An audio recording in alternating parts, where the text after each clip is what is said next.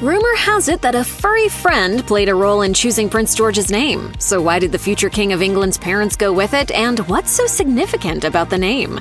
Most 9-year-old boys like to imagine what they might be when they grow up, changing their minds a number of times along the way. Prince George already knows what his future holds, becoming the King of England. Although George is known for having a lively, mischievous personality, he also knows he has serious responsibilities ahead. His parents kept that in mind while choosing his name, so how did William, Prince of Wales, and Catherine, Princess of Wales, settle on the name of their little heir to the throne? The Times reports that Kate supposedly was fond of the name Alexander, but there were other contenders for a boy's name as well, George among them. The story goes that William and Kate wrote their top choice picks on separate slips of paper and laid them on the floor and then watched as their dog Lupo came into the room. Whichever paper Lupo gravitated toward, they decided would be their son's name. Lupo reportedly trotted to the George paper, and the decision was made.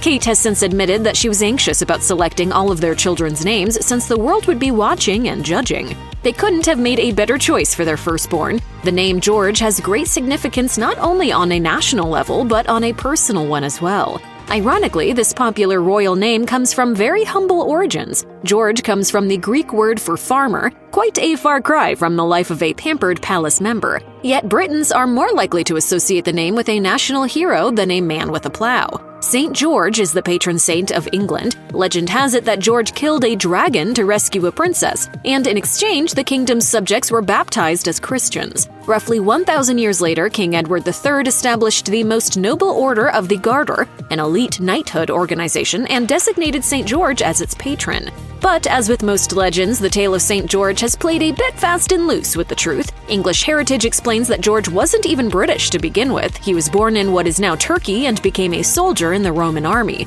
In fact, he never set foot in England at all, and the dragon? Probably just an allegory. But George's courageous deeds and willingness to die for his faith made him a popular figure in Europe, and he was designated England's patron saint. April 23rd, his feast day, is a minor holiday in the country. He also figures in a famous Shakespeare speech. In Henry V, King Henry tells his troops, "Follow your spirit, and upon this charge, cry God for Harry, England, and St. George!" Although William and Kate have never officially confirmed the story about Lupo picking their firstborn's name, it's likely they would have gone with George anyway. The name has special significance among the Windsors since it was the name of the last King of England. Born Albert Frederick Arthur George Windsor, King George VI took his fourth name after his brother Edward VIII abdicated the throne. It's believed that he was honoring the wishes of Queen Victoria, who reportedly didn't want her beloved husband, Prince Albert, to be upstaged by a future king, according to Express. With Edward out of the picture, King George's family automatically assumed the line of succession.